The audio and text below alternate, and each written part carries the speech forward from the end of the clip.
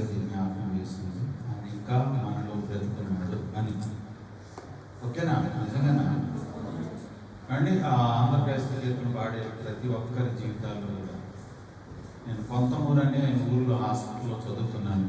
కోలమూరు ప్రభాకర్ గారి అండర్లో నడుస్తున్నటువంటి Johnson Edwards అయ్య గారి యొక్క హాస్టల్లో చదువుతున్నాను. అక్కడ మారేడుమల్లి అనే ప్రాంతం నుంచి ఒక టీచర్ గారు మాకు వార్డెన్గా వచ్చారు. కొత్తపల్లి అనే ఊరి నుంచి వార్డెన్గా వచ్చారు. ఆవిడ వస్తే మాకు తెల్లవారుజామున 5 గంటలకు ప్రేయర్ ఉంటుంది అనమాట. 7 లోపు ప్రేయర్ అయిపోవాలి. 7 కల్లా మేము పనుల మీదకి వెళ్ళాలి. అప్పుడు ఆవిడ మాకు ఎక్కువగా ఆంధ్రప్రదేశ్ ఒక కీర్తనలో నేర్పించేవారు. ఎక్కువ నేర్పిస్తే నన్ను ప్రత్యేకంగా దగ్గర కూర్చోబెట్టుకొని, దాసులో నువ్వు చాలా తొందరగా పాటలు పట్టుకుంటున్నావు, నువ్వు ఒక్కసారి పాడితే చాలు రెండోసారి క్యాచ్ చేసి పాడేస్తున్నావు అని చెప్పి ప్రతిరోజు ప్రేయర్ టైంలో నా చేతనే ఆవిడ పాట పాడించారు. ఆవిడ నేను చాలా సంతోషపడేవాడిని. అంటే ఇప్పుడున్న రాగాలకు అప్పుడున్న రాగాలకు వేరు. ఇప్పుడున్న రాగాలు నిబ్బరం కలిగి ధైర్యం ఉండంటే అందరూ కచ్చిలు ఎగరేస్తే గంతులైతే పాట పాడతారు. కానీ మనం ఆంధ్ర క్రైస్తవ పితామహులైన వారి యొక్క జీవితాలు తెలుసుకుంటున్నప్పుడు వాడి జీవితాల్లో ఉన్న శ్రమలు, బైబిల్ రాసిన వారి చరిత్రలు ఎలా ఉన్నాయో ఈ క్రైస్తవ కీర్తనలు రాసిన వారి చరిత్ర కూడా అలా ఉన్నాయి. అందరూ నాన్నే చూడండి, మీరు దిక్కులు చూడకండి. దిక్కులు చూడలేదంటే అంటే మీరు చెప్పే సోది మాకు అక్కర్లేదు అన్నట్లే కాదు. మీరు నన్ను చూడండి ఖచ్చితంగా. దీంట్లో మనకి యెహోవా మా తండ్రి గాడ యేసు అసలు ఒక బ్రాహ్మణోత్తముడైనటువంటి వ్యక్తి,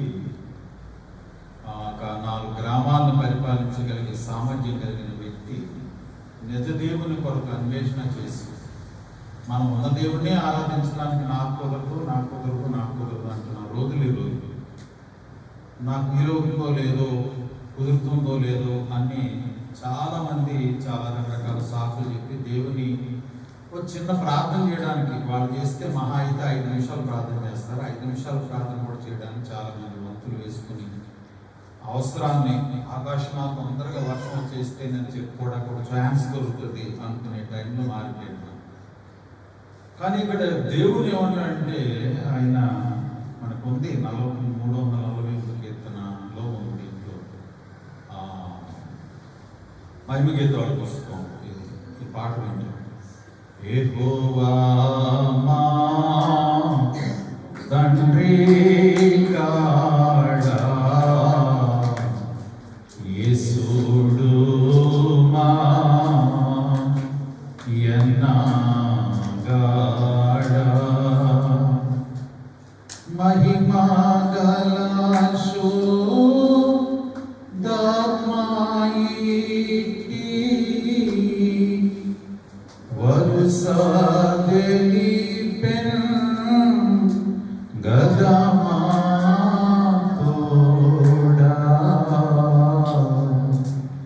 యెహోవా మా తండ్రి గాడా యేసుడు మా యన్నా గాడా. చప్పట్లు ఎవరు కొట్టకండి అంటున్నాను. నా మాట పూర్తిగా వినండి. మీరు చప్పట్లు కొడితే నా తాళం పోతుంది, అందుకు కొట్టొద్దు అంటున్నా. మోక్ష నగరు మా పుట్టిల్లు ముఖ్యాదూతల్ మా స్నేహితులు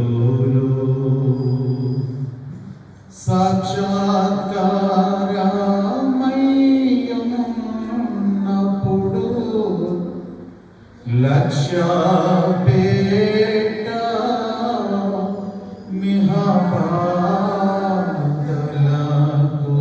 మిహబాదలకు యెహోవా మా తండ్రి గాడా యేసుడు మా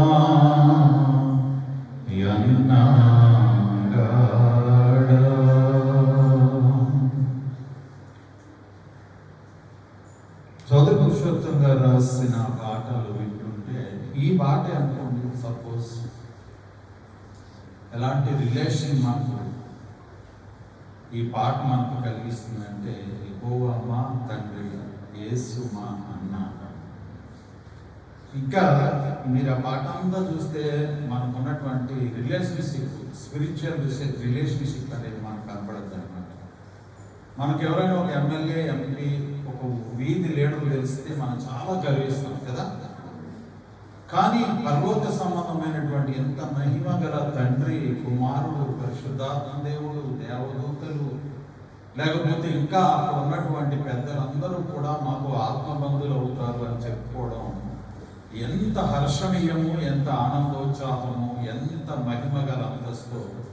అందుకే మీరు ఇళ్ళ దగ్గర ఉన్నప్పుడు మీ టీవీలను ఆఫ్ చేసి, సెల్ ఫోన్ కూడా ఆఫ్ చేసి, ఇలాంటి పాటలు కొన్ని సందర్భాల్లో మీరు ఒకవేళ సెల్ ఫోన్లో ఈ పాటలు వినాలి అనుకుంటే, మీకు ఆంధ్ర క్రైస్తవ కీర్తనలను ఒక యాప్ ఉంటుంది.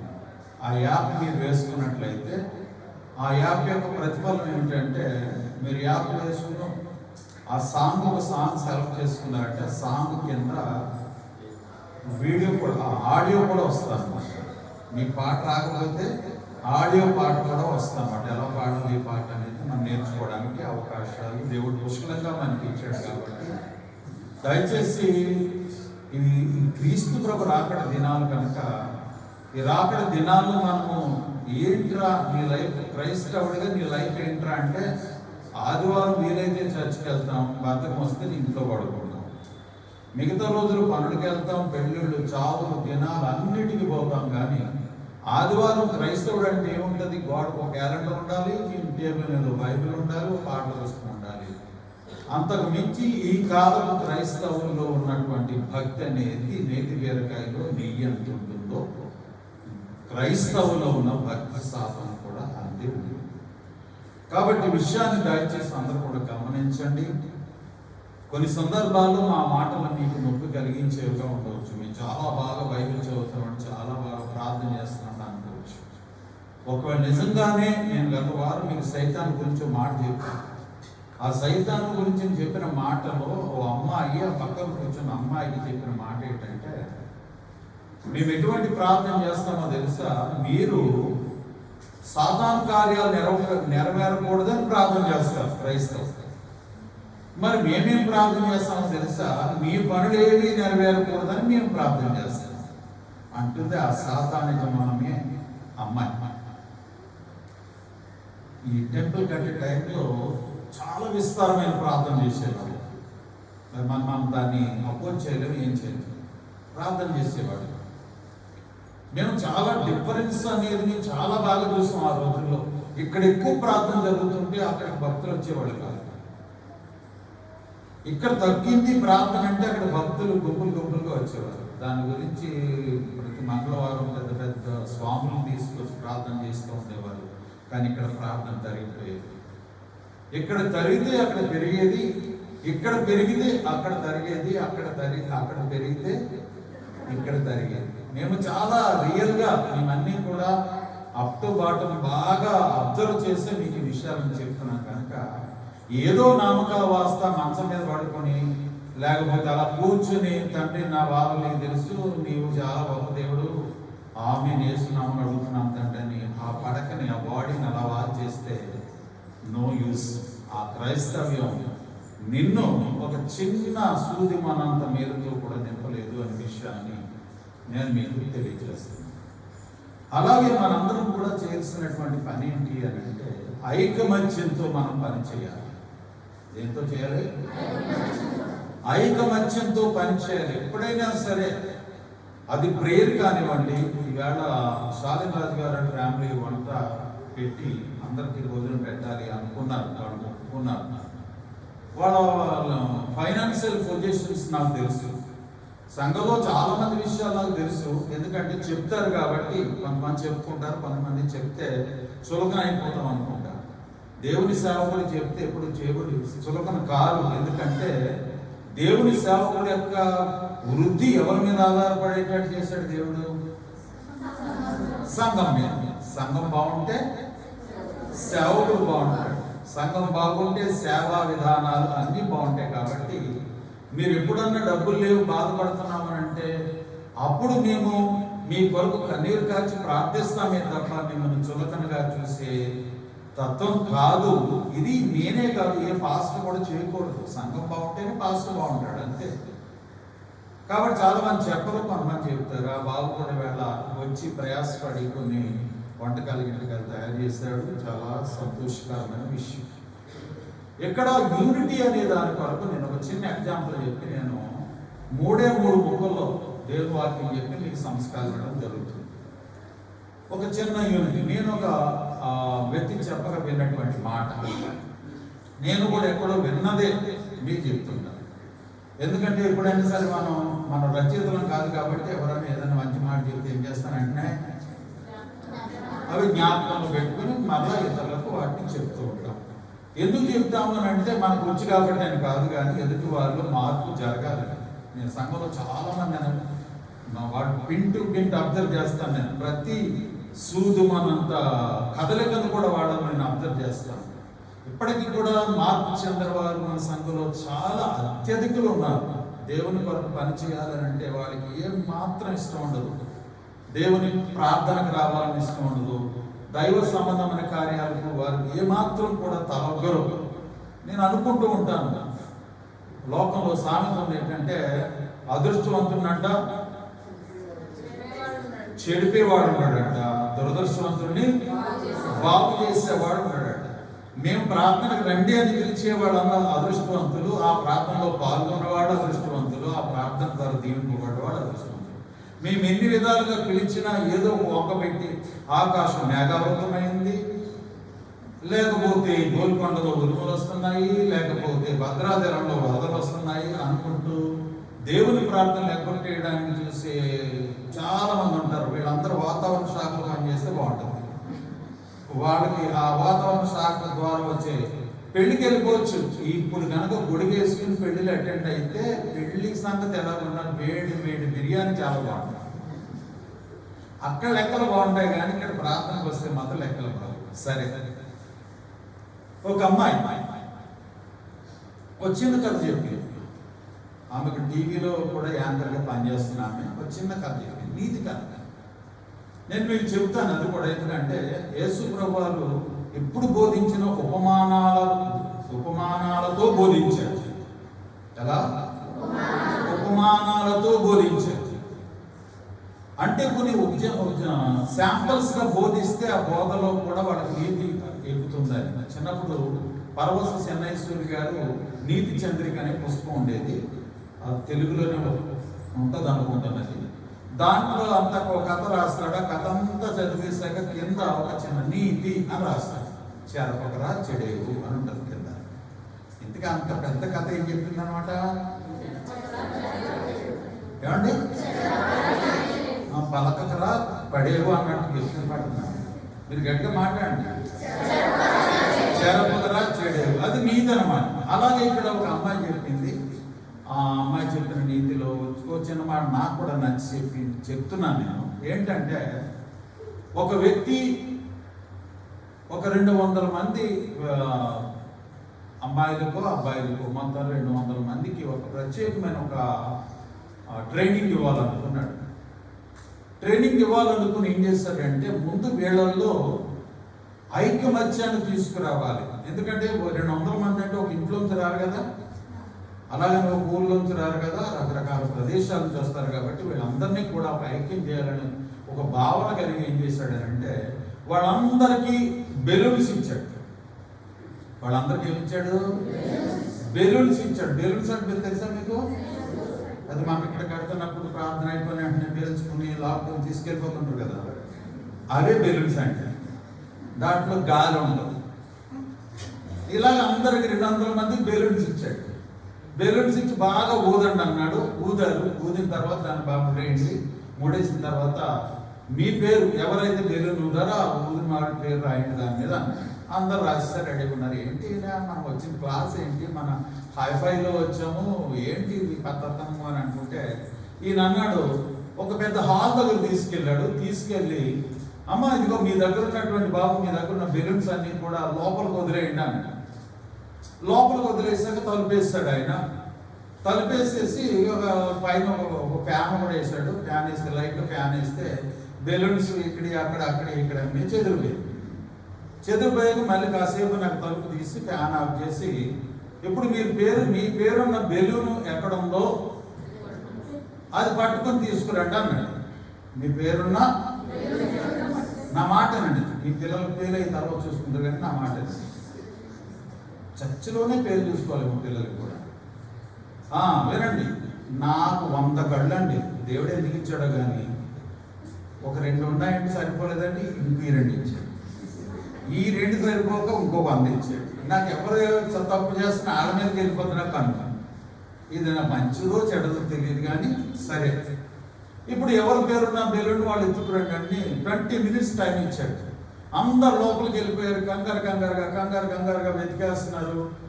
ఎవరు బెలూన్లో పేరు చూసిన వాడి పేరు దొరకట్లేదు. ఏమైపోయింది అంటే సైరన్ భయం అని మోగింది. టైం అయిపోయింది. బయటకు వచ్చేయండి, తలుపులు వేసాడు. తలుపులు వేసాక ఏమైంది, మీ చేతుల్లో బెలూన్స్ ఏంటి, నీ పేరేం పేరు అని అడిగితే నా పేరు పలానా అంటే నా బెలూన్ నాకు రాలేదండి అన్నాడు. సరే ఈసారి మళ్ళీ మీరు అందరూ తలుపులో లోపల వేసేసేయండి బెలూన్స్ అన్నీ కూడా. వేసేసి మళ్ళీ ఒక 5 నిమిషాలు టైం తీసుకుని మళ్ళీ లోపలికి వెళ్ళమన్నాడు. వెళ్ళమని చెప్పి ఏం చేశాడంటే ఆ వెళ్ళిన వాళ్ళందరికీ ఏం చెప్పాడంటే, అమ్మా నీకు ఏ బెలూన్ దొరికినా, నీ బెలూన్ దొరికితే, ఇప్పుడు సపోజ్ మహిమ జ్యోతి బెలూన్ మహిమ జ్యోతికి బెలూన్ దొరికింది. ఆ బెలూన్ మీద ఎవరి పేరు ఉందంటే శోభ పేరు ఉంది. ఇప్పుడు మహిమ జ్యోతి ఏం చేయాలంటే, శోభ నా చేతిలో శోభ పేరు ఉంది అని అంటాడు. గబగబా వెళ్ళి శోభ పట్టుకెళ్ళి మహిమ జ్యోతికి ఇచ్చింది. ఇలా ఇంకో చోట నుంచి ఎవరో అన్నారు శోభ మహిమ జ్యోతి అని అన్నారు. ఆ బెలూన్ ఇక్కడికి వచ్చింది. 10 minutes ఎవరు బెలూన్ ఆ చేతిలోకి వచ్చేసింది. 10 minutes ఎవరు బెలూను వాళ్ళ చేతిలోకి వచ్చేసింది. ఏంటంటే ఇక్కడ ముందు పని చేసినప్పుడు ఎవరిది వాళ్ళే వెతుక్కున్నారు. తర్వాత పని చేసినప్పుడు వీళ్ళందరూ యూనిటీగా పనిచేస్తారు. ఈ యూనిటీగా పనిచేయడం వల్ల ఎవరు బెలూన్ వాళ్ళు 20 minutes టైం కాకుండా 10 minutes టైంలో బెలూన్స్ తీసుకెళ్ళినప్పుడు ఆ సార్ ఒక మాట చెప్పాడు, మీరు ఇక్కడ నేర్చుకోబోయే సిలబస్ ఏదైనా ఉన్నా ఒకడు హెల్ప్ చేసుకోలేకపోతున్నారు అనుకున్నప్పుడు మీరు వారికి హెల్ప్ చేయాలి. వాళ్ళ వల్ల కావడం లేదనుకున్నట్టు మీరు హెల్ప్ చేస్తే మీకు అది చాలా ఉపయోగకరంగా ఉంటుంది. కాబట్టి మేము మాది రాజమండ్రి, మాది తెలంగాణ, మాది రాయలసీమ, మాది ఆ సీమ ఈ సీమ అనుకుంటూ కూర్చుంటే కుదరదు. ఇక్కడ మీరు అందరూ ఏకం కావాలంటే ఒక యూనిటీని మెయింటైన్ చేయాలి అని చెప్పాడు. మీకు నచ్చింది కదా? అంటే మనకి ఏం చేయాలంటే ఇతరులకు ఎప్పుడు సహకారులుగా మనం ఉండాలి. నా బతుకు నేనే బతుకుతానంటే సత్యాకాన్ని మొయ్యడానికి ఒక్కడు కూడా రాడు. నేను ప్రార్థన రాను, నేను దానికి రానంటే పాత్రి గారు కూడా రాడు. నేను చెప్తున్నా కదా, పాత్రి గారు కూడా రాడు. చివరికి వచ్చేటికి ఆయన మనకి ఎప్పుడన్నా వచ్చి ప్రార్థన చేశాడా? ఎప్పుడు వాన వరద అన్నాడు కదా, ఏదో గట్టి వానతో కొట్టుకుపోతాడని ఇంటికాడ కూర్చొని ప్రార్థన చేసుకుంటాను. కాబట్టి హైదరాబాద్లో అలాంటి వరదలు ఈ మధ్య వస్తున్నాయి కాబట్టి ప్రాబ్లం లేదు. వరదలు ఎక్కడో చోట కొట్టుకోవచ్చు, ఎక్కడో చోట తీసుకోవచ్చు. కాబట్టి అందరూ యూనిటీగా ఉండండి. ప్రార్థన అంటే కలిసి రండి, కలిసి ప్రార్థన చేయండి. వంకలు పెట్టడానికి కాదు. దేవుని దీవెన ఉంటే రేపు పొద్దున రాబోయే దినాల్లో ప్రపంచం మీదకి గొప్ప కరువు రాబోతుంది. మీకు రాబోయే కరువు ఏ స్టేజ్లో ఉండబోతుందో తెలుసా? మీకు వారం కాదు, నెల 2 నెలల రోజులు తిండి దొరకని రోజులు వస్తాయి. ఈ 2 నెలలు తిండి దొరకాలి అని అనుకుంటే ఈ లోపల మీరు ఎవరినైనా మచ్చిక చేసుకుని వాళ్ళని మేలుకరంగా మార్చుకుంటే వాళ్ళకున్న ఒక జామకాయ దొరికింది అనుకోండి, 4 ముక్కలు చేసి 4 పెడతాడు. ఒరే దీంతో కడుపు నింపుకున్నారండి. పట్టించుకోలేదనుకో, అప్పుడు గ్లాసు నీళ్ళే లేదు కానీ ఇప్పుడు జాంకాయ ముక్క ఇవ్వాలి. నేను ఏమైనా అవతలకోండి. కాబట్టి రాబోయే దినాలు చాలా చెడ్డ దినాలు. ఇప్పుడు డబ్బులు ఉన్నాయని మురిసిపోనక్కర్లేదు, బంగారం ఉందని మురిసిపోనక్కర్లేదు, భూములు ఉన్నాయని మురిసిపోనక్కర్లేదు. క్షణం చాలు దేవుడికి ప్రపంచ చరిత్రను మార్చేసే చరిత్ర దేవుని చేతుల్లో ఉంది. కాబట్టి మీరు దేవుని పిల్లలు అని పిలిపించుకున్నారు అందరి చేత. మీరు బయట ఏ పేరులో పిలిపించుకున్నా చచ్చిపోచ్చినట్టు మాత్రం ఎవరైనా పిలిపించుకుంటున్నారు? మీరు దేవుని పిల్లలము, దేవుని పిల్లలు. మన సభలకు వెళ్తున్నారు, దేవుని పిల్లలని టీవీ ముందు వచ్చిన వాక్యం చేస్తున్నారు, దేవుని పిల్లలని సెల్ ఫోన్లో వాక్యాలు చూసుకుంటున్నారు. మీరు దేవుని పిల్లలు అనే పదం అలవాటుగా రాసుకోవడం కాకుండా, ఆత్మీయముగా ఆ వాక్యాన్ని నిర్మించుకోవడం సిద్ధంగా ఉండాలని ప్రభు పేరిట మీ అందరికీ నేను ప్రేమతో తెలియజేస్తాను.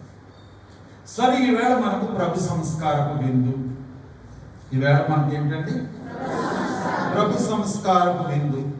అసలు విందు అనే పదానికి ఉన్నటువంటి అర్థం చూసుకుంటే భలే పసందుగా ఉంటుంది కదా. విందులో ఏమందుతుందో అనే ఆలోచన చాలా మందికి ఉంటుంది. ఒక మనిషిని బట్టి ఆ విందు యొక్క తీర్మానాలు ఉంటాయి.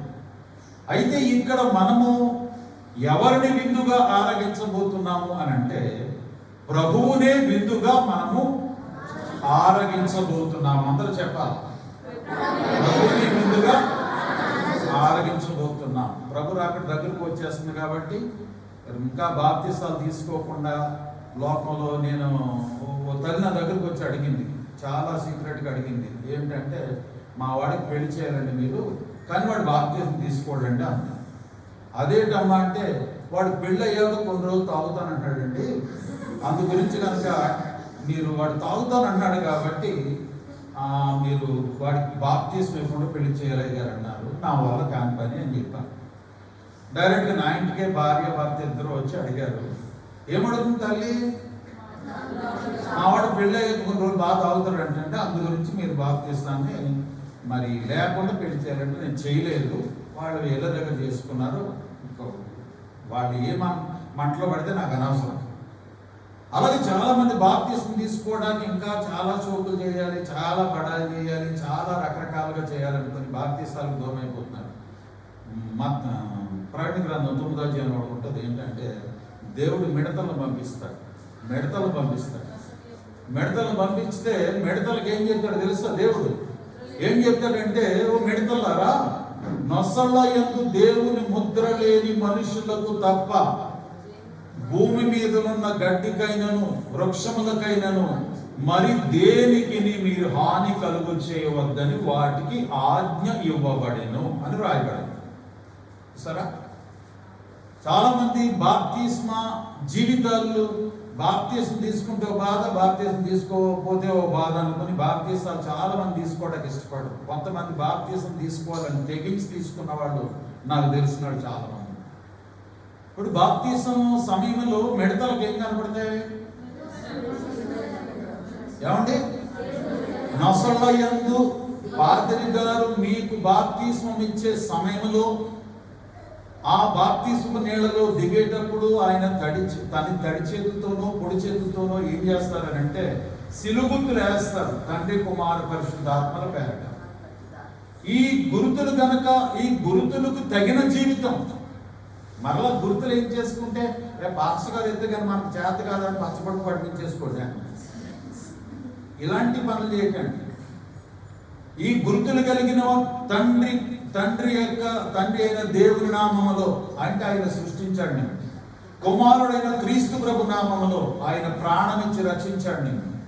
పరిశుద్ధాత్మ దేవుని నామంలో ఆయన నిన్ను రాకడకు సిద్ధం చేస్తున్నాడు. ఈ ముగ్గురు నామాన్ని నీవు అంగీకరించి బాప్తిసం పొందితే కనుక 7 ఏళ్ల శ్రమల నుండి నీవు తప్పించుకోగలుగుతావు. లేకపోతే నువ్వు తడివేళ్ళు పొడివేళ్ళు ఎక్కడో చోట అప్పుడు మన దగ్గర షారా ఉండేది, నువ్వు బాప్తిసం ఎక్కడ పొందావు అంటే నేను బొంబాయి సముద్రంలో పొందానయ్యా అనేది. నేనెలా కొంతమందికి నేను బాప్తిసం ఇచ్చాను. ఎక్కడ ఇచ్చానంటే ఎక్కడో భరతనగర్లో శ్మశానాలు అంటే అవి శ్మశానాలు పక్కనే చిన్న చెరువు ఉంది. ఆ చెరువులోనే బాప్తిసాలు ఇవ్వాల్సిన పరిస్థితి వచ్చింది. అలా బాప్తిసం ఇచ్చాను. నేను చాలా మంది గండిపేట చెరువులో బాప్తిస్మాలు ఇచ్చాను. Centenary Methodist church, millennium Methodist church, DC డెక్రనాటికల్ ఆఫీస్ ఎదురుగా ఉంటుంది ఆ చర్చిలో నేను ఎంటర్ తీసుకుని అక్కడ బాప్తిజం ఇచ్చాను. మరణాత చర్చ్, ఇందిరా పార్క్, అక్కడ నేను తొలి బాప్తిస్మాలు 16 మందికి నేను బాప్తిస్మాలు ఇవ్వడం జరిగింది. ఇలా నేను చాలా మందికి బాప్తిస్మాలు ఇచ్చాను. కానీ బాప్తిస్మములో నిలుపుకున్న వారి జీవితాలు బాగుంటాయి.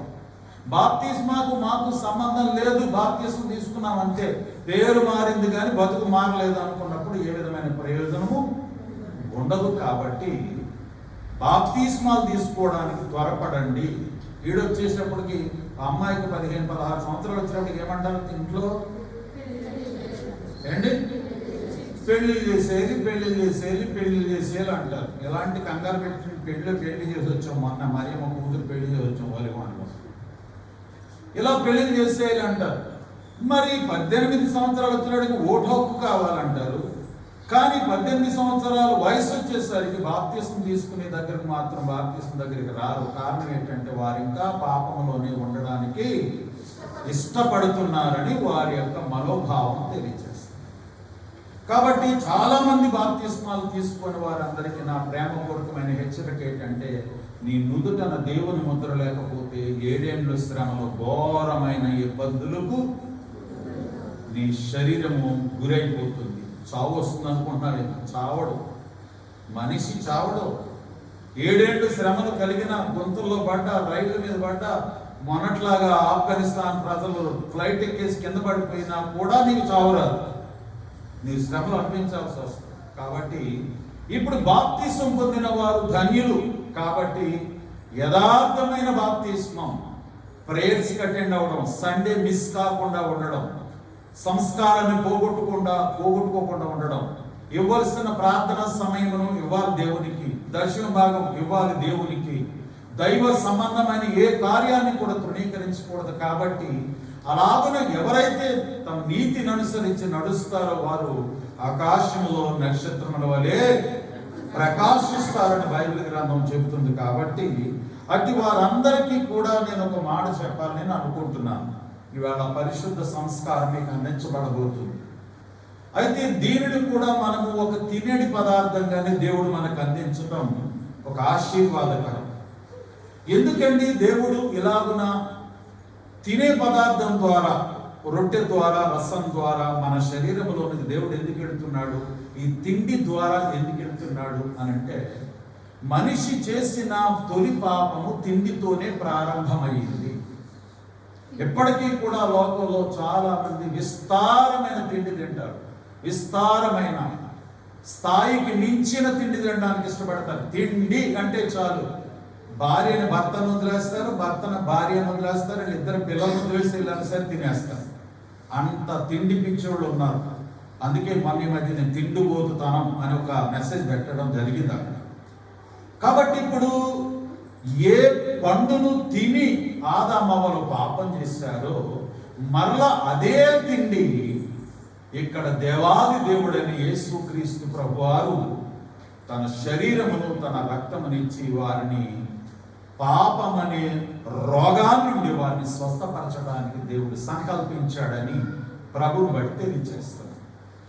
అయితే బైబిల్లో మనం చూసినప్పుడు ఆదికాండము 2వ అధ్యాయము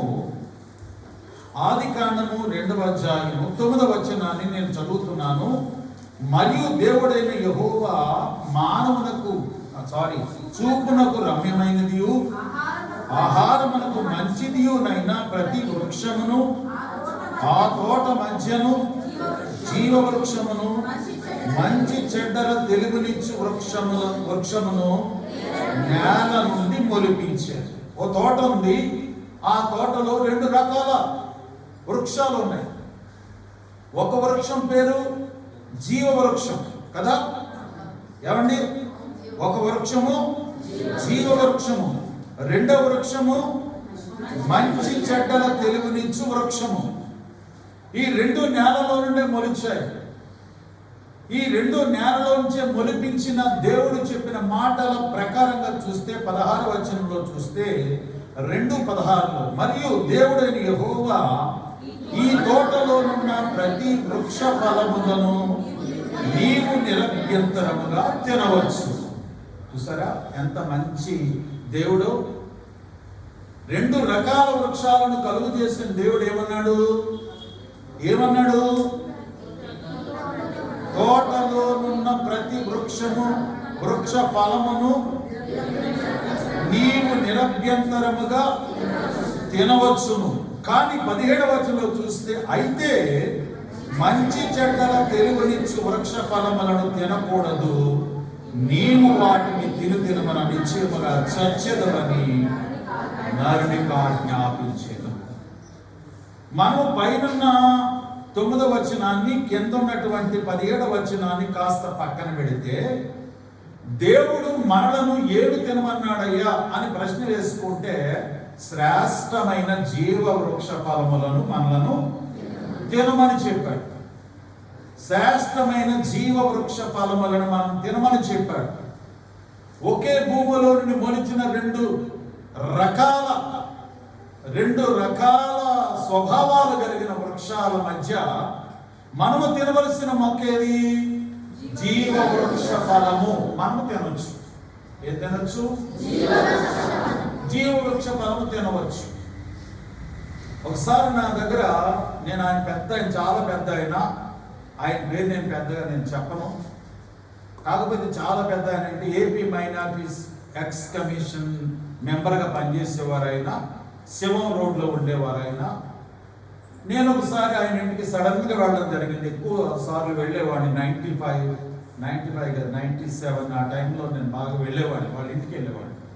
వాళ్ళిద్దరు అబ్బాయిలు, ఒక అబ్బాయి ఇప్పుడు గోడుపల్లో సేవ చేస్తున్నారు, అనిల్ కిరణ్ అని ఆయన సేవ చేస్తున్నారు.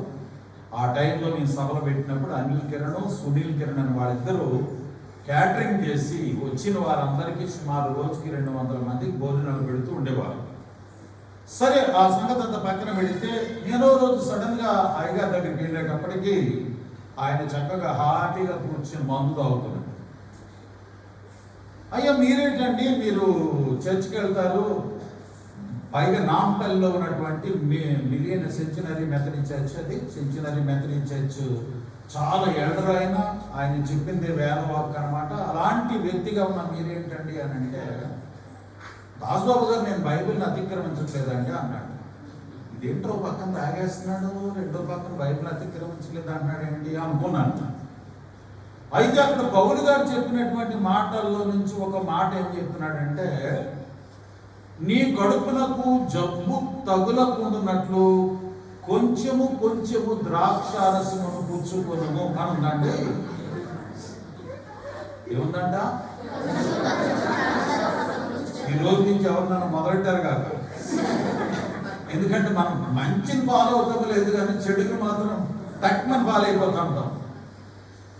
ఏమంటే అవసరమైతే రిఫరెన్స్ అయ్యగారు, ఆ రిఫరెన్స్ కూడా సార్ చెప్పండి, మనకి దేవుడు వచ్చినాడు పొద్దున్న దీన్ని రిఫరెన్స్ చూపించి తాగడం మొదలెట్టామని చెప్తాము. నాకు చాలా ఆశ్చర్యం వేసింది. అందుకే ఇక్కడ చూస్తే దేవుడు బైబిల్ గ్రంథంలో మనము చేయదగిన పనులు రాశారు, చేయకూడని పనులు కూడా రాశారు కదా. ఏమండి రాశారు. అయ్యగారు ఏకంగా పాప వృత్తిని మానుకొని మన కీర్తనలు ఏమి రాశారు?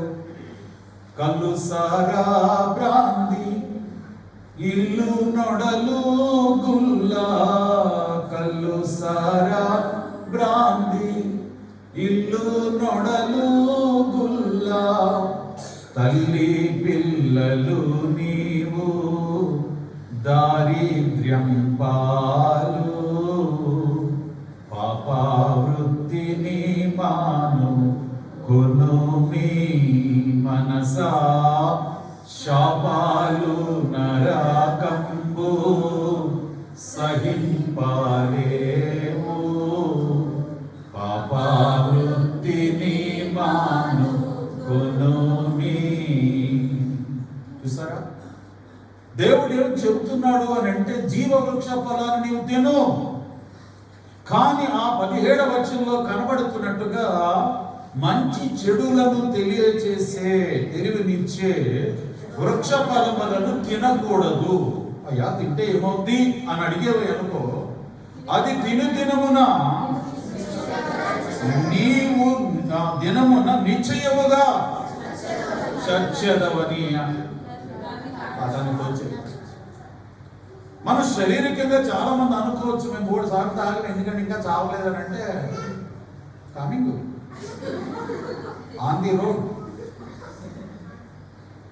ఏదైనా జబ్బు అనేదండి ఇలా వచ్చి ఇలాగ అయిపోయే పరిస్థితి ఉండదండి. కొన్ని నెమ్మదిగా స్టార్ట్ అవుతుంది. డాక్టర్ దగ్గరికి వెళ్ళాక కొన్ని రకాల టెస్టులు రాస్తాడు, 3-4 వేలు టెస్టులు రాస్తాడు. తర్వాత దీంట్లో కూడా క్లియర్గా తెలియట్లేదు, ఇంకా కొన్ని టెస్టులు రాస్తాడు. ఇక్కడ ఎలాగనా నీ జీవితము అంతమైపోతుంది అనడానికి కొన్ని చెడుగులు నీవుగా తీసుకున్నట్టు నిర్ణయాలను బట్టి నీ జీవితాన్ని అవి నాశనం చేస్తాయి. కాబట్టి తండ్రి అయిన దేవుడు చెప్పిన మాటే మనం ప్రాముఖ్యంగా తీసుకుందాం. ఏమిటది? జీవవృక్ష ఫలములను నీవు నిరభ్యంతరముగా తినవచ్చు. అందరు గట్టిగా చెప్పండి అన్నమాట. 16వ వచనం, ఆదికాండం 2వ అధ్యాయం 16వ వచనం ఏముంది అక్కడ? జీవవృక్ష ఫలములను నీవు నిరభ్యంతరముగా తినవచ్చును. బ్రతకడానికి జీవవృక్ష ఫలం అంటేనే బ్రతకడానికి. అయితే తీరా నీవు చెడుగు చేశావు కాబట్టి, పాత నిబంధనలో నీవు క్రొత్త నిబంధనలోకి వచ్చేద్దాం. నువ్వు చెడుగు చేశావు కాబట్టి దేవుడు ఎక్కడ ఆదికాండము 2వ అధ్యాయములో చెప్పాడు ఈ మాట, అక్కడ నుండి మలాకి వరకు ప్రజలందరూ కూడా త్రోవ త్రప్పుతూనే ఉన్నారు. సరే, ఎంత విచిత్రమైన విషయమో. ఇశ్రాయేలీలు చనిపోయారు, లక్షల మంది బయటకు వచ్చి 2 మిగిలారు. తర్వాత కాలంలో ఎందరెందరో భక్తులు అనుకున్న వారు చనిపోయారు. ఎంతో మంది భక్తులు అనుకున్న వారు చనిపోయారు. ఎందుకనంటే దేవుని మాట వినక. ఎందుకట? దేవుని మాట వినక. చాలా మంది క్రైస్తవులు అనుకుంటారు కానీ దేవుని మాట వినరు. దేవుని వాక్యం అంటే వారికి లక్ష్యం ఉండదు. దేవుని మాట విన్నవాడు బ్రతుకుతాడండి, నాకు తెలిసినంత వరకు. ఎందుకంటే నరుడు రొట్టె వల్ల కాదు కానీ దేవుని నోట నుండి వచ్చి ప్రతి మాట వల్ల బ్రతుకుతాడు. అందుకే నేను చెప్తాను, చిన్నపిల్లలు ఉన్నా పెద్దలు ఉన్నా ఒకళ్ళన్నా వాక్యం వినండి. ఒకళ్ళ వాక్యం వింటే మరొకరికి వాక్యం చెప్పవచ్చు.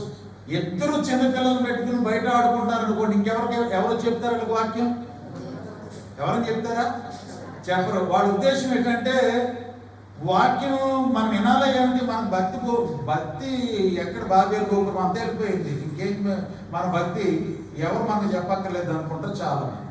కొందరు చర్చికి రావడానికి ఇష్టపడరు, ఆడవాళ్ళు రావడానికి ఇష్టపడరు, మగవాళ్ళు రావడానికి ఇష్టపడరు. తీరా వచ్చిన దేవుని వాక్యాన్ని వినడానికి ఇష్టపడరు. వచ్చి దేవుని వాక్యాన్ని వింటున్నా దాన్ని నమ్మడానికి, దాన్ని ఫాలో చేయడానికి ఇష్టపడరు.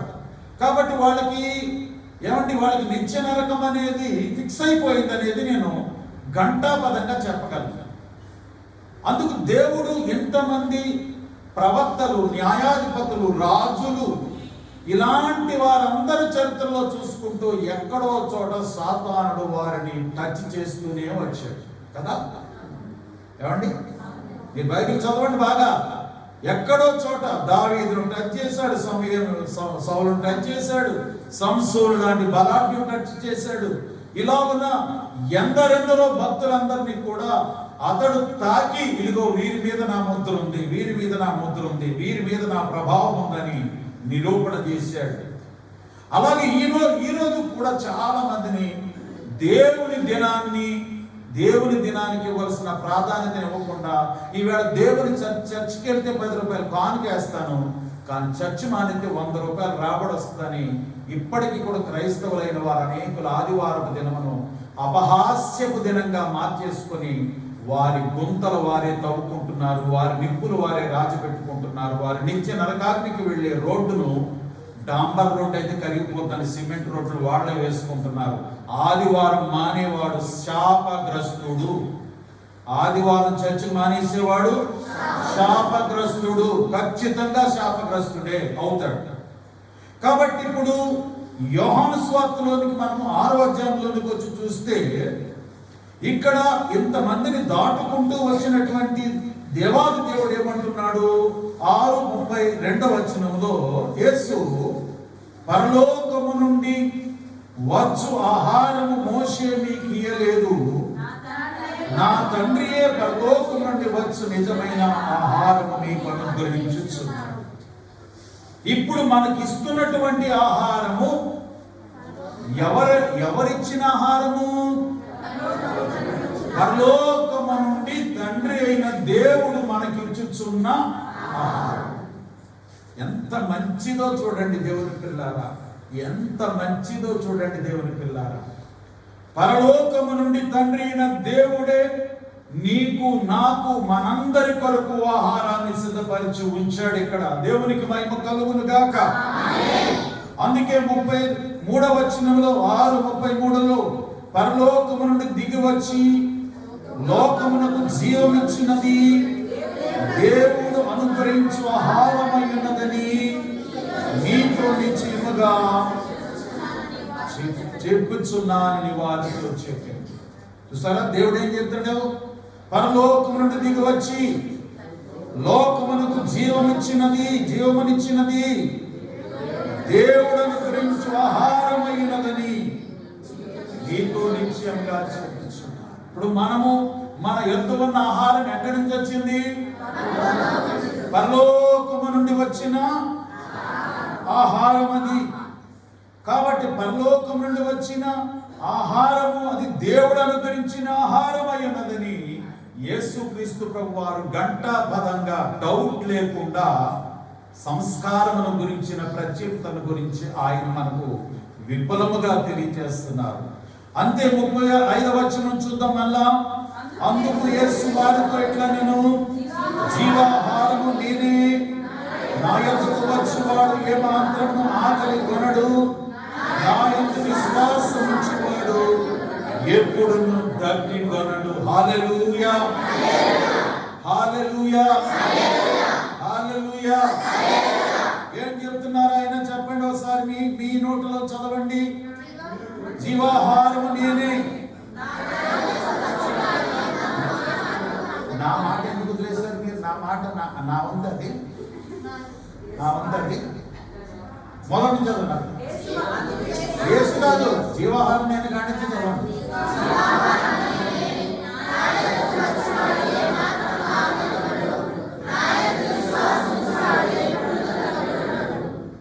ఎవరండి భరోసా మీకు ఇచ్చేది?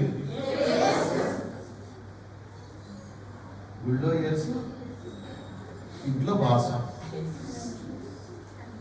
అంతేనా? ఒక మాటకు మనము కట్టుబడిపోయాము అనుకుంటే చాలు. ఆ మాట ఎవరు మనకు చెప్పారో చూస్తే, జీవాహారము నేనే,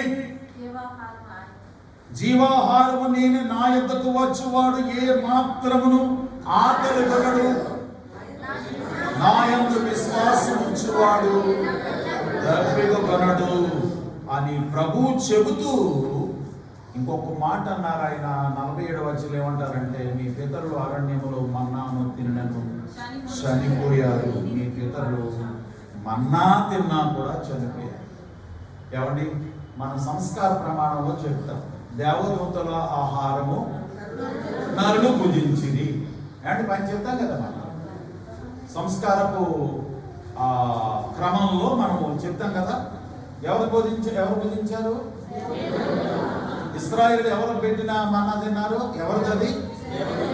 దేవదూతలు తినాల్సిన మన్నాను దేవుడు మనుష్య మాతృలైన వారికి అందించాడు.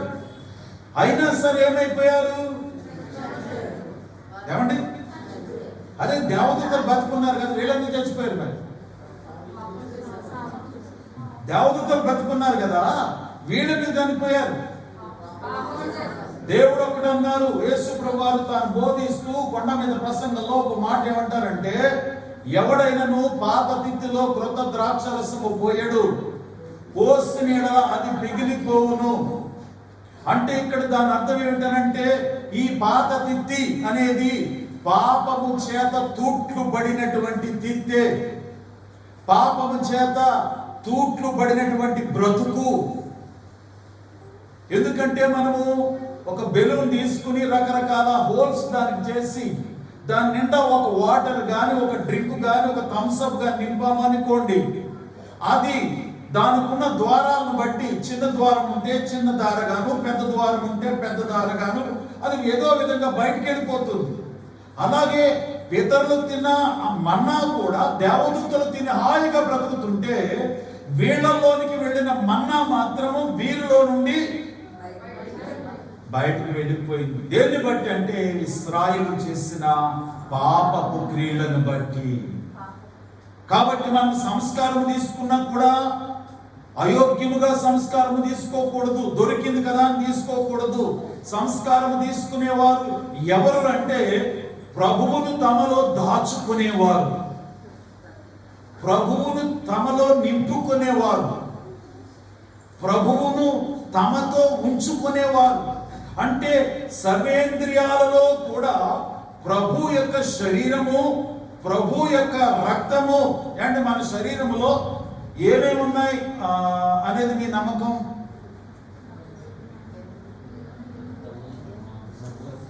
ఎముకలు ఉన్నాయి.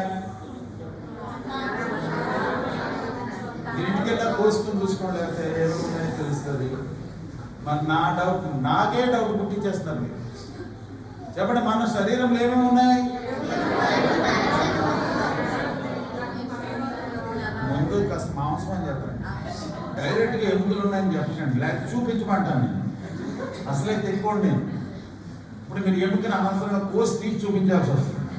చెప్పండి, ముందు చెప్పండి. ఇప్పుడు మాంసం ఉంది కదండి. ఈ మాంసానికి ఒక దారపోగుల్లా సరఫరా చేయబడుతున్నటువంటి రక్తనాళాలు ఉన్నాయి కదండి. ఎముకలు కూడా తీసుకొచ్చి మనిషి అంటే పెళ్లి చేసుకుంటామని అడిగితే ఎవడని చెప్తాడా? చేసుకుంటానంటాడా? చేసుకోడు. వాడు చక్కగా శరీర సౌష్ఠ్యం ఉండి, కండర పుష్టి ఉండి, కళ్ళు, ముక్కు, కాళ్ళు, చేతులు అన్నీ బాగా ఉంటే కానీ మనిషి అంటాం. ఆ మనిషిలో ఉన్న ఆ మాంసాన్ని, ఆ నరాలని, ఆ రక్తాన్ని మొత్తం తీసేసి ఇక్కడ స్కెల్టన్ నిలబెడితే ఈయన ఎవరండి అని అడిగితే ఏం చెప్తాం? రాజీవ్ గాంధీ గారు అంటాం. స్కెలిటన్ అంటాం, అస్థి పంజరం అని అంటాం, అస్థి పంజరం అంటాం, అంతే కదా. కాబట్టి ఇప్పుడు ఈ అస్థి పంజరాన్ని దేవుడు మనకు ఒక గూడుగా లోపల నిర్మించాడు, ఒక స్ట్రక్చర్ కొరకు నిర్మించాడు.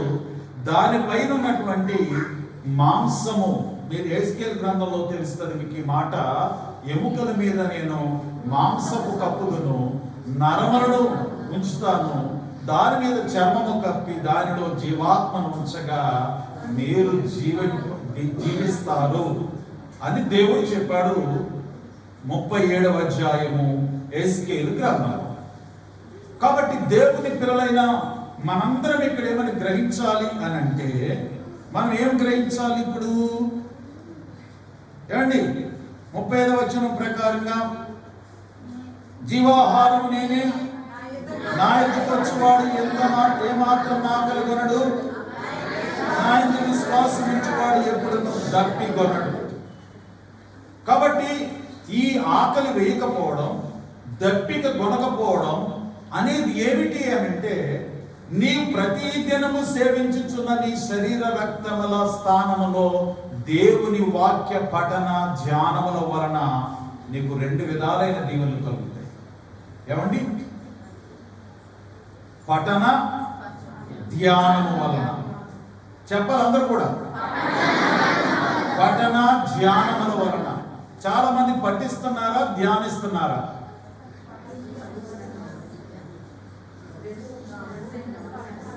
ఏమండి?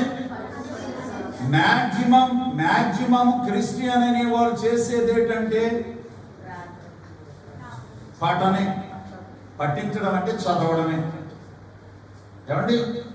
పఠించడం అంటే చదవడమే. ధ్యానించడం అంటే మీకు పఠించడానికి ఎక్కువ టైం పడుతుందా, ధ్యానించడానికి ఎక్కువ టైం పడుతుందా? ఏమండి? ధ్యానించడం అంటే దానిలో నుంచి డెప్త్లోకి వెళ్ళిపోవాలి. దేవుడు ఏమంటున్నాడు, నాతో ఈవేళ ఏం మాట్లాడుతున్నాడు, నన్ను ఈవేళ ఎలా ధైర్యపరుస్తున్నాడు, ఈ వాక్యం ద్వారా దేవుడు నాకు ఏ విధమైనటువంటి ఆశీర్వాదం ఇవ్వబోతున్నాడు, ఇవన్నీ తెలిసొచ్చేది ధ్యానం వల్ల, పఠనం వల్ల కాదు, ధ్యానం వల్ల. అందుకే దేవుడు దావీదు కీర్తన మొదట్లో ఏం రాశారు? అందుకు ప్రతి దినము యెహోవా ధర్మశాస్త్రమందు ఆనందించుచు దివారాత్రము దానిని ధ్యానించువాడు ధన్యుడు కదా. అందుకే మనం సరిగైన ధ్యానం లేకపోతే ఏమైపోతుందంటే పట్టణం దగ్గర ఆగిపోతున్నాం కనుక ధ్యానం ద్వారా మనకు చేరవలసిన ఆత్మీయ శక్తి మనలో చేరడం లేదు. అందుకే దేవుడు ఏమంటాడంటే నా యందు విశ్వాసం ఉంచితే కనుక నీవు దప్పికొనవు ఆకలిగొనవు అని దేవుడు తెలియజేస్తూ ఉన్నాడు. కాబట్టి దేవుని పిల్లారా, ఇదే అధ్యాయంలో 50వ వచనంలో చూస్తే దీనిని తిరువాడు చావకుండునట్లు పరలోకము నుండి దిగి వచ్చిన ఆహారం ఇదే, పరలోకము నుండి దిగి వచ్చిన జీవాహారం నేనే, ఎవడైనా నీ ఆహారం భుజించితే వాడెల్లప్పుడూ జీవించును, మరియు నేను ఇచ్చు ఆహారం లోకమునకు జీవము కొరకైన నా శరీరమని మీతో చెప్తున్నాను. ఇప్పుడు కూడా దేవుడు మనం తినమనే చెప్తున్నాడు. ఏంటా తినవలసింది? చెప్పండి. ఇప్పుడు ఇందాకేం తినమన్నాడు? జీవవృక్ష ఫలము తినమన్నాడు. ఇప్పుడేం తినమంటున్నాడు? జీవాహారము, పరలోకము నుండి దిగి వచ్చిన జీవాహారాన్ని తినమని దేవుడు మనతో మాట్లాడుతున్నాడు. కాబట్టి ఈ రెండింటిని తినుట ద్వారా ఈ కడవరి దినాలలో మనకు కలగబోతున్న మేలేమిటనంటే, సామెతలు 9వ అధ్యాయము 4వ వచనం ప్రకారముగా మనం చూస్తున్నప్పుడు 4వ వచనం ప్రకారంగా చూస్తే, జ్ఞానము లేనివాడా ఇక్కడికి రమ్మని ప్రకటించుచున్నది, తెలివి లేని వారితో అది ఇట్లనుచున్నది. ఏమండి, ఇక్కడ జ్ఞానము ఒక ఇన్విటేషన్ ఇస్తుంది. మీరు ఫస్ట్ లో చూస్తే కనుక సామెతలు 9:1 చూస్తే జ్ఞానము ఇల్లు కట్టుకున్నదని ఉంటుంది వాక్యంలో. ఫస్ట్ ఏమండి, ఏం కట్టుకుందట? ఓకే, నివాసము కట్టుకుంది, ఇల్లు కట్టుకుంది. ఈ జ్ఞానము ఇల్లు కట్టుకొని మనుషులను పిలుస్తుంది. మీ దృష్టిలో జ్ఞానం అంటే ఎవరు అనుకుంటున్నారు?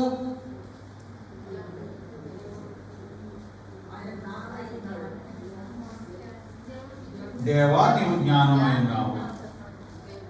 నీ బైబిల్ మిషన్ వాళ్ళు మళ్ళీ మీరు బైబిల్ మిషన్ వాళ్ళు ఏంటి జ్ఞానం ఎవరైనారు అని అంటే ఎవరి పేరు చెప్తే బాగుంటుంది దీంట్లో అనుకుంటారు మీరు. చెప్పండి. ఇప్పుడు దేవుడు జ్ఞానమై ఉన్నాడు, దేవుడు ప్రేమ అయి ఉన్నాడు, దేవుడు శక్తి అయి ఉన్నాడు, దేవుడు స్వతంత్రుడై ఉన్నాడు.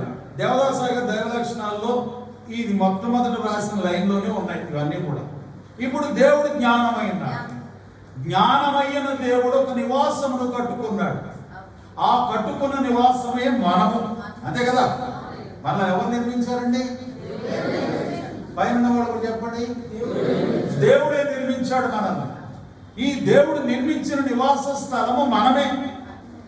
ఇప్పుడు ఈ నివాస స్థలములో దేవుని మాట ఏమిటంటే, జ్ఞానము లేనివాడా ఇక్కడికి రమ్మని ప్రకటించుచున్నది. జ్ఞానమే పిలుస్తుంది పిలుపు. తెలివి లేని వారితో అది ఇట్లా అనుచున్నది. 5వ వచనం చూద్దాం. వచ్చి నేను సిద్ధపరిచిన ఆహారమును భుజించుడి, నేను కలిపిన ద్రాక్షరసమును పానము చేయి. మీకు 3వది కూడా భోజనమే పెడుతున్నా. జీవవృక్ష ఫలములు భుజించారు, తర్వాత జీవాహారాన్ని భుజించారు. ఇప్పుడు మీరు భుజించబోయేది ఏమిటి అనంటే, ఏమండి, నేను వచ్చి నేను సిద్ధపరిచిన ఆహారం భుజించుడి, నేను కలిపిన ద్రాక్షరసమును పానము చేయుడి, ఇక జ్ఞానము లేని వారి కిందకు బ్రతుకుడి, తెలివి కలుగు చేయ మార్గములో చక్కగా నడువుడి. ఇప్పుడు మీరు జ్ఞాన ఫలమును భుజించబోతున్నారు. అంటే ఇక్కడ జ్ఞాన ఫలము అని నేను ఎందుకన్నానంటే, కొన్ని ఫలాల్లో ఒక జ్యూస్ ఉంటుంది, కొన్ని ఫలాలలో 2 రకాలు కూడా ఉంటాయి. దాన్ని కొరుక్కుని తినొచ్చు, జ్యూస్గా కూడా తినొచ్చు.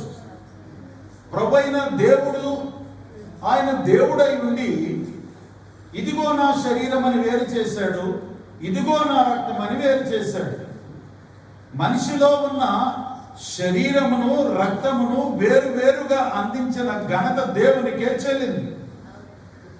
ఎందుకంటే ఈ శరీరము పాప భూయిష్టమైపోయిన తరువాత యేస్కేలు 37 ప్రకారంగా మనలను వేరువేరుగా మాంసము కప్పి చర్మము తొడిగి జీవాత్మను ఊది పరిపూర్ణ మానవులుగా మహాసైన్యంగా చేసిన దేవుడే ఈ దినాన మనతో ఏమంటున్నాడంటే, నీవు జ్ఞానము లేనివాడిగా బ్రతకొద్దు. జ్ఞానము లేనివాడుగా బ్రతకడం అంటే అర్థం ఏంటి? దేవుని లేనివాడుగా బ్రతకడం. ఈవేళ చర్చకు చాలా మంది రాలేదు అనుకుందాం. ఒకవేళ ఇవాళ చక్కగా నిండుగా కింద పైన కొంతమంది కనపడుతున్నారు, సంతోషం. చర్చికి రాలేని వారు అనుకుందాం. వారిని కలుగు చేసిన దేవునికి జ్ఞానం లేదా? దేవుడే నన్ను కలుగు చేశాడనే జ్ఞానము చర్చి మానేసినోడికి లేదా? చెప్పండి. ఇప్పుడు చర్చి మానివేసిన వాళ్ళకి దేవుడు ఏం చెప్తున్నాడంటే, ఇదిగో జ్ఞానం లేనివాడా, జ్ఞానమైన నన్ను వెంబడించని వాడా, జ్ఞానమైన నా మాట విననివాడా, జ్ఞానమైన నాకు లోబడనివాడా, జ్ఞానమైన నా నివాస స్థలమైనవాడా, నువ్వు నా దగ్గరికి రా, నేను నీ కొరకు సిద్ధపరిచాను ఆహారాన్ని, దాన్ని భుజించు. నేను కలిపాను ఆ ద్రాక్షారసమును, నీవు పానము చెయ్యి. ఈ 2 పనులు ఎప్పుడైతే చేస్తావో ఇక జ్ఞానము లేని వాడవై ఉండక, చెప్పండి, జ్ఞానము లేని వాడై ఉండక బ్రతుకుడి, తెలివి కలుగ చేయు మార్గములో చక్కగా నడువు. దేవునికే మహిమ కలుగును గాక. అనాదిలో ఏదేని తోటలో ప్రారంభమైన ఈ చరిత్ర ఈ వేళ 2000 క్రీస్తు శకము 2021వ సంవత్సరము సెప్టెంబర్ మాసము 5వ దినము వరకు కూడా దేవుడు చెప్తున్నది ఏమిటంటే, నిన్ను నన్ను పరిశుద్ధులముగా జ్ఞానయుక్తమైన బిడ్డలుగా ఉండేటందుకు దేవుడు ప్రయాసపడుతూనే ఉన్నాడు. మనము జ్ఞానము గలవారంగా బ్రతకాలనేది దేవుని కోరిక. కాబట్టి ఈ విషయంలో మీరందరూ కూడా ఓ చక్కని తీర్మానమును నీవు నేను మనందరం కూడా చేసుకుని తీరాలి. ఏమిటి ఆ తీర్మానం అంటే, నేను ప్రభు శరీరమును తింటున్నాను గనక, ప్రభు రక్తమును త్రాగుచున్నాను గనక, నేను సిద్ధపరిచిన ఆహారము భుజించుడని చెప్పిన దేవుని మాట ప్రకారముగా ఆయన సిద్ధపరిచిన ఆహారమును భుజించుచున్నాను గనక, ఆయన కలిపిన ద్రాక్షారసమును పానము చేయుచున్నాను గనక, ఇక మీద జ్ఞానము లేనివాడనై జ్ఞానము లేని దాననై ఉండగా నేను బ్రతుకుతాను. తెలివి కలుగు చేయు మార్గములో నేను చక్కగా నడుస్తామని మనం తీర్మానం చేసుకున్నట్లయితే, ఇప్పుడు ఆయన మన చేయి పట్టుకుని ఆయన మనల్ని నడిపిస్తాడు. మన చేయి పట్టుకుని నడిపిస్తాడు. మన చేయి ఆయన ఎన్నడూ విడిచిపెట్టడు. కాబట్టి ఈ దినమన మీరు విన్న వాక్యమును బట్టి చూసారా, చౌదరి పురుషోత్తం గారి యొక్క జీవితంలో భార్య కూడా తనకు పెంట మీద ఆహారం పెట్టినప్పుడు ఆహారాన్ని తను అసహించుకోలేదు. అక్కడ కూడా ఆహారంలో ఆ పెంట మీద పెట్టిన ఆహారాన్ని కూడా చూస్తూ అదే దైవ బోధనం అనుకుని భుజించి స్తుతించి తరలి వెళ్ళిపోయాడు భక్తుడు చౌదరి పురుషోత్తం గారు.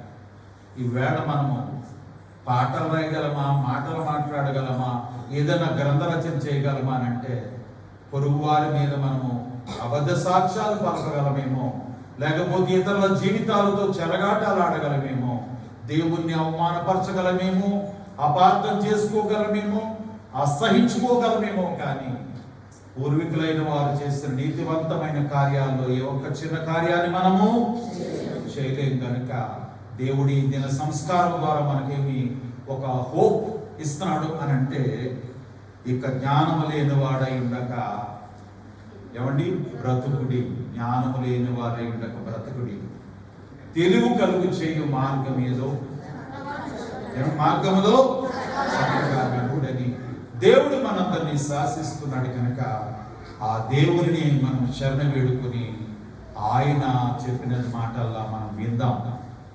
అందుకే మీ గతంలో కూడా మీకు కొన్ని విషయాలు చెప్తూ వచ్చాను. నేను లాస్ట్ వీక్ కూడా మీకు ఒక జాన్ వెస్లీ గారు పెట్టిన వీడియో కూడా పెట్టాను.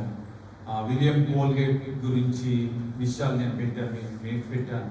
నేను చాలాసార్లు చెప్పాను, చాలామంది దాన్ని బిలీవ్ చేయలేకపోయారు. ఎందుకంటే చాలామందికి అర్థం చేసుకునే దానికంటే ఈ కడవల దినాల్లో ఉన్న స్టేటస్ ఏంటో తెలుసా అండి? దేవుని అర్థం చేసుకునే కంటే అపార్థం చేసుకునే వారి సంఖ్య ఎక్కువ ఉంది క్రైస్తవులు. బయటవాడు బాగా వింటున్నాడు దేవుని మాట, లోపల ఉన్నామనుకున్న వాడు మాత్రం దేవుని మాట బాగా వినడం లేదు. నేను ఏది కూడా ప్రూఫ్ లేకుండా నేను ఏది చెప్పను. ఎందుకంటే నేను నిలబడిన చోట అగ్ని వంటిది. కాబట్టి దేవుడు నేను అబద్ధాన్ని కల్పించి చెప్పి మిమ్మల్ని ప్రశ్నించేటప్పుడు నన్ను కూడా దేవుడు ప్రశ్నిస్తాడనే దైవభయంతో నేను ప్రవర్తిస్తాను. దేవదాసాయి గారి కాలంలో ఒక పుస్తకం రాశారు. ఆ పుస్తకం ఏంటంటే కానుకవాది అనే పుస్తకం. ఇది నేను చెప్పాను కూడా చాలాసార్లు. కానుకవాది విలియం కోల్గేట్ గారి గురించి దీంట్లో రాయబడింది. అయితే ఈ పుస్తకము ఇది 3వ కూర్పు, అంటే 3వ ముద్రణ అన్నమాట. ఇది 3వ ముద్రణ పడేసరికి దీనికి ఉన్న వయసు ఎంత అంటే 1965వ సంవత్సరంలో 3వ ముద్రణ ఇస్తారు. ఇది విజయరత్నమయ్య గారి యొక్క ఆధ్వర్యంలో దీన్ని ముద్రించారు. దీనిలో అన్ని కానుకలు యథార్థ గాథలు ఉంటాయి అన్నమాట. దీంట్లో విలియం కోల్గేట్ గారి గురించి కానీ ఇంకా చాలా మంది గురించి కానీ దీంట్లో కథలు ఉంటాయి. ఆ కథలు అంటే వాళ్ళు వాక్యానుసారంగా ఎలా నడిచి దీవించబడ్డారు. నేను విలియం కోల్గేట్ గారి గురించి ఈ ఉదయం పెద్ద పుస్తకాలు వెతుకుతూ, రాత్రి అనుకుంటా వెతుకుతూ ఈ బుక్ కానుకవాది పుస్తకం నాకు కావాలా అని మధ్య అడిగాను. నేను తన చేతికి దేవుడు ఇచ్చాడు. ఏదో మార్టిన్ లూథర్ గారు బైబిల్ దొరికినట్లుగా ఈ గ్రంథాన్ని మరలా నా చేతికి అందించినప్పుడు విలియం కోల్గేట్ గారి గురించి చూస్తే, విలియం కోల్గేట్ గారు క్యాండిల్స్ తయారు చేస్తూ, సోప్స్ తయారు చేస్తూ 2 పనులు మాత్రమే ఆయన పడవ ప్రయాణం చేసేది. ఇతర దేశాలకు వెళ్ళినప్పుడు నావికుడు అతనితో కొన్ని మాటలు చెప్పాడు. చెప్తూ నువ్వు వెళ్ళే ప్రదేశంలో సోప్ బిజినెస్ బాగా జరుగుతుంది, ఇంకా బిజినెస్లు జరుగుతాయి. కాబట్టి నువ్వు చేస్తున్నటువంటి ఆ బిజినెస్లో దేవునికి 10వ భాగం ఇవ్వడం అలవాటు చేసుకో. విల్లీ అంటే విలియం కోల్గేట్ని ఆయన విల్లీ అని పిలిచేవాడు అనమాట. ఆ ట్రావెలింగ్లో, ఆ ఓడలో, బహుశా నావలో ప్రయాణం చేస్తూ పిలిచాడు. చెప్పాడు, విల్లీ ఇలా ఉండు, 10% నీవు దేవునికి చేస్తే తగ్గిందంతా నీకు దీవెనేనయ్యా అన్నాడు. చరిత్ర నేను మార్నింగ్ ఇదివరకు గతంలో చదివాను. ఇది నేను ప్రింటెడ్ కూడా చేశాను, మ్యాగజైన్లో కూడా వేసుకోవడం జరిగింది. ఇది ఈ పాత పుస్తకాలను చాలా జాగ్రత్తగా దాచుకుంటాను. ఇవి బంగారంతో సమానం అన్నమాట. ఈ ఎక్కడ దొరకవు ఈ గోల్డెన్ బుక్స్ అన్నమాట ఇవన్నీ కూడా. అప్పుడు నేను 7 మంది ఉదయం చదువుతుంటే ఏమనిపిస్తుందంటే, విల్లీ అంటే విలియం కోల్గేట్ నాలుగురు చెప్పిన మాట ప్రకారంగా తొలుత 10% ఇచ్చాడట దేవునికి, తర్వాత 20 ఇచ్చాడట, 20% ఇచ్చాడు తన సంపాదనలో, బిజినెస్లో. తర్వాత 30% ఇచ్చాడు, తర్వాత 40% ఇచ్చాడు. గ్రంథకర్త దీన్ని ఇంకా రాయలేక ఏమన్నా తెలుసా, ఆ రోజుల్లో అంటే ఇది 3వ ముద్రణ పడిన రోజులు, ఆ రోజుల్లో ఆయన కొన్ని లక్షల కోట్ల డాలర్స్ ఇచ్చాడు.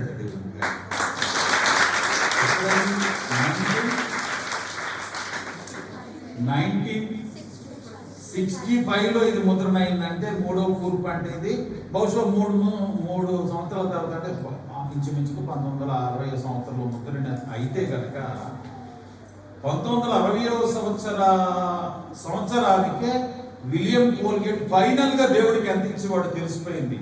కొన్ని లక్షల కోట్ల డాలర్లు ఇచ్చాడు. చాలా మంది భూమి మీద డబ్బు దాచుకోవాలనుకుంటూ ఉంటారు, ఏదో వరదో ఏదో వచ్చి కొట్టుకుపోతూ ఉంటారు. దేవునికి ఇచ్చే దగ్గర చాలా మంది చాలా పిసినారితనంగా ఇస్తారు. అసలు చాలా మంది మన సంఘంలో 10వ భాగం ఇవ్వడానికి ఇష్టపడరు. దేవునికి మనం డబ్బులు ఇవ్వడం ఏంటి, దేవుడు ఇవ్వాలి కానీ, ఆదివారం వెళ్తున్నందుకు ఆయనే మనకి ఇవ్వాలి కానీ మనం ఇవ్వాలి ఆయన అనుకుంటాను. ఎప్పుడో 5, 10 ఇస్తే కనుక దాన్ని మాత్రం 100 మందిలో నిలబెట్టి పబ్లిసిటీ చేయమని చెప్తారు. ఒకవేళ ఎప్పుడన్నా పొరపాటున ఒక 500, 1000 రూపాయలు ఇస్తే కనుక 10 మందికి చెప్పండి అంటారు. కానీ బైబిల్ ఏం చెప్తుందో తెలుసా? బైబిల్ చదివి వాడికి తెలుస్తుంది. బైబిల్ ఏం చెప్తుంది తెలుసా? నీ కుడి చేతితో ఇచ్చేది నీ ఎడమ చేతికి కూడా తెలియకూడదు. అది రియల్ గా కానుకిచ్చేవాడి యొక్క జీవితం ఎట్లా ఉంటుందంటే, నీవు కుడి చేతితో ఇచ్చే డబ్బు ఎడమ చేతికి కూడా తెలియకూడదు. కొందరు దేవునికి మొక్కుకుని ఆఫ్ చేస్తారు. అరే మేము ఇంతే ఇద్దాం అనుకున్నాను ఆగిపోతారు. మరి దేవునికి ఇంతే ఇద్దాం అనుకుని ఆగిపోయిన తర్వాత అక్కడికి ఆగిపోద్దా అంటే మిగతాది డాక్టర్కి ఇస్తారు. మిగతాది ఎవరికి ఇస్తారు? డాక్టర్కి ఇస్తారు. ఛాలెంజ్ చెప్తాను నేను ఈ మాట. వాడు దేవునికి 10 రూపాయలు అనుకున్నాను అనుకోండి, అరే 11 రూపాయలు ఇవ్వాల్సి వచ్చినాడు, మేము 11 రూపాయలు అనుకోలేదు, 1 రూపాయి కూడా ఇవ్వం అంటారు. అన్నాక 11 కాదు ఇంకో 11 రూపాయలు పెట్టుకెళ్ళి ఎవరికి ఇస్తారు? డాక్టర్కి, ల్యాబొరేటరీస్కి, దొంగోళ్ళకి, దోచుకునే వాళ్ళకి, ఇలా అందరికి ఇస్తారు. అందుకే దేవుడు రహస్యంగా ఏం చెప్పాడు తెలుసా? నీ ధనమును పరలోకంలో దాచుకో, అక్కడ దొంగలరు చీకటి కొట్టి పాడచ్చు. అందుకే ఈ కానుక వాది అనే పుస్తకాన్ని నేను మీకు చూపించాలని నేను పైకి తీసుకొచ్చాను. ఇది చాలా పాత ముద్రను కనుక పేపర్ సరిగ్గా తీయకపోతే విరిగిపోతాయి అన్నమాట. పేపర్స్ విరిగిపోతాయి. అందుకే మీరు లోపల కూడా వైట్నెస్ ఉండదు. పాత పేపర్స్ అయిపోయాయి కాబట్టి వైట్నెస్ ఉండదు.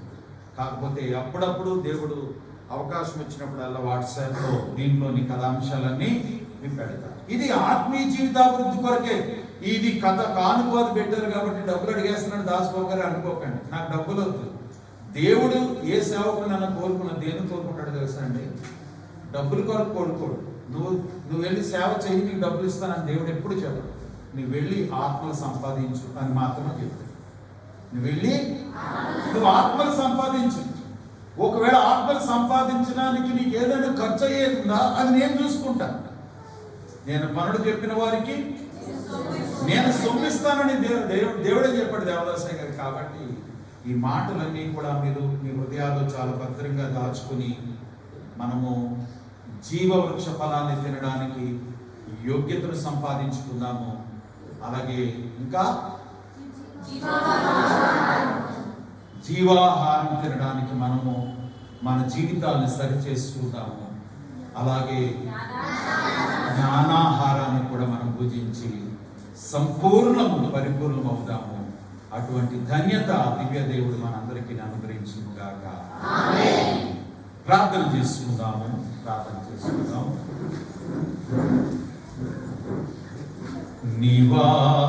నివాగ్దాతము నమ్మి నీపై భారము పెట్టి జీవమార్గము గంటిని సపలు కొట్ట దేవుడు. నివాగ్దాతము నమ్మి నీపై భారము పెట్టి జీవమార్గము గంటిని కేవలం మగు ప్రేమ చేతను నీవు నన్ను క్షమించి చేకొని కేవలం మగు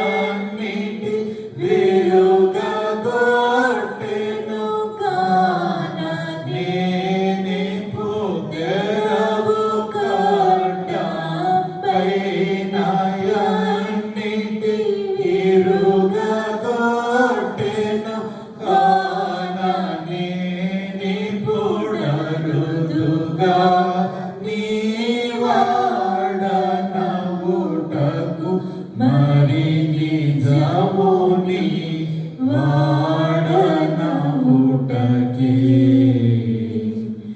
ఉన్న పాటున వచ్చు చున్నాను నీ పాద సన్నిధికో రక్షక.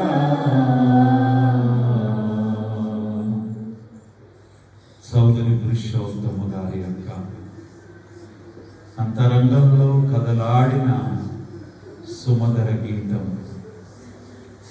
తన ఆత్మకు దొరికిన అనుభవ జ్ఞానం, ఒక పాలకుడుగా హిందూ సంస్కృతిని బహుగా ఎరిగిన వాడిగా ఉన్న అతనిని పట్టుకున్న దేవుడు అతని హృదయాన్నంతటిని సిలువతో నింపేశాడు. అతని జీవితమే ఒక సిలువకు అంకితమైపోయిన జీవితంగా మారిపోయింది. స్వయాన భార్యయే పెంట మీద ఆహారము పెట్టినప్పుడు అతని ముఖ కవళికలు మారలేదు సరికదా, చేదరించుకోలేదు, దుఃఖపడలేదు, వేదన పడలేదు. దేవా నిన్ను నమ్ముకున్నందుకు ఇదా నీవు నాకు వడ్డింప చేస్తున్న అన్నపానములని కూడా దేవుని మీద సనగలేదు. అతని మౌనమే అతని భార్యను కూడా మార్చివేసింది. దేవుని పిల్లలారా, ఏదేను తోటలో దేవుడు నీకు జీవవృక్ష ఫలమునిచ్చాడు. ఆ జీవవృక్ష ఫలమును భుజించి నీవు నిత్య జీవానికి వారసుడు కావాలనేది దేవుని యొక్క ఉన్నతమైన వాంఛ. అలాగే స్వార్థలోనికి వచ్చినప్పుడు ఆయన, నేనే మీ కొరకు పరలోకం నుండి దిగి వచ్చిన జీవాహారమై ఉన్నాను. మీ పితరుగారణ్యములో మన్నా తిన్నను చనిపోయింది, కానీ దీనిని తినివాడు ఎన్నడూ చావకుండానట్లు ఇది మీ కొరకు నేను ఇచ్చుచున్న జీవాహారం అని చెప్పి మా కట్టి జీవాహారమును అనుగ్రహించిన రక్షకానికి స్తోత్రములు చెల్లిస్తున్నాను. అదే విధముగా జ్ఞానాహారం, జ్ఞానమయ్యున్న దేవుడు మాలో ఇమిడిపోయి కలిగించుచున్న ఆత్మజ్ఞానము మమ్ములను పరమపురికి ఈ ఈ శరీరముతోనే మమ్మల్ని కొనిపోయే గొప్ప సాధనము కాబోతుందయ్యా. నీవు వడ్డింప చేసిన ఆహారము తిన్నా ఆ ఏలియా భక్తుడు కూడా, ఆ భక్తుడు ఆ అన్నపానములు భుజించి దేవుని పర్వతం మీద నుండి నీ పలుకును విని అగ్ని రథముల మీద తాను ఆకాశ మార్గమున నీ దరికి కొనుకోబడ్డాడు కదా. అటువంటి జ్ఞానమును మాకు దయచేసి తండ్రి, నీకు స్తోత్రాలు. ఈ సెప్టెంబర్ మాసపు 5వ దినాన ఎందరు బిడ్డలు నీ కడకు, నీ దరికి, నీ సన్నిధానమునకు నిన్ను మాత్రమే ప్రేమించుచు వచ్చారో వారందరినీ దీవించండి. ప్రారంభ ప్రార్థనకే వచ్చిన వారికి 7 విధములైన దీవెనలను మీరు దయచేయమని ప్రార్థన చేస్తున్నాం. నేను స్తోత్రం. దేవదాసయ్య మా తండ్రి అని చిత్రపటాలు పెట్టుకుని విగ్రహ పూజ చేసే వ్యక్తులముగా మేము మిగిలిపోకూడదు నాయన. ఆయన ముఖ కవళికలు చూచిన, ఆయన చిత్రపటాన్ని చూచిన, ఆయన చరిత్ర యావత్తు మాకు గుర్తుకు రావాలి. అప్పుడే మేము జ్ఞానయుక్తమైన జీవితాన్ని జీవించగలుగుతాం. మా తండ్రి ప్రార్థనాపరుడు, మేము ప్రార్థనను ఎగ్గొట్టేవాళ్ళం. మా తండ్రి శక్తిమంతుడు, మేము బలహీనుడము. లోకములో చిన్న చిన్న ఆశలకు లోబడిపోయి మేము బ్రతుకును వెళ్ళబుచ్చుచూ ఉన్నాము. కాబట్టి ఆ స్థితిని మాలో ఉంచొద్దు దేవా, స్తోత్రాలు. ఏ మందను కాయుటకు నన్ను కాపరిగా ఉంచావు, ఆ మందకు మాదిరిగా జీవించుట కొరకు యత్నించుచున్న నాకు నా కుటుంబమునకు కూడా ప్రభా నీ ఆత్మను చూస్తున్నావు కనుక ఏ సంఘమునకు వెళ్ళినా ఏ ప్రాంతమునకు వెళ్ళినా ఎందరిలో నిలవబడ్డా దేవుని ఏర్పాటుని ఎత్తి చూపే ఘనతను మాకు ఇచ్చావు. నీకు స్తోత్రాలు వందనాలు తెలుస్తున్నాను. ఈ దినమన సంస్కార బలదకు రాగోరుచున్న వారందరూ విన్న వాక్యమును వారి హృదయంలో తలంచుకుని తలచి తలచి తలచి తరచగా తరచగా తరచగా వెన్నపుట్టునన్నట్లుగా మహిమ అంతస్తును వారు చేరుకుని బలలో దొరికిడి గొప్పదనము, ఆదివారపు ఆరాధనలో దొరికిడి విలువైన ఆశీర్వాదం వారు తాము పొందుకొని ధన్యజీవులు కాగలిగే భాగ్యము దయచేసి మహిమ పొందుకుని మహిమాన్వితుడై మనలో నివసింపగోరుచు ఉన్నాం. యేసయ్య దివ్య నామమున ప్రార్థించుచున్నాము పరమ తండ్రి. కూర్చుందాం. పాట పాడుచుండగా కానుక సమర్పణ చేసుకుందాం. ఈ లోపల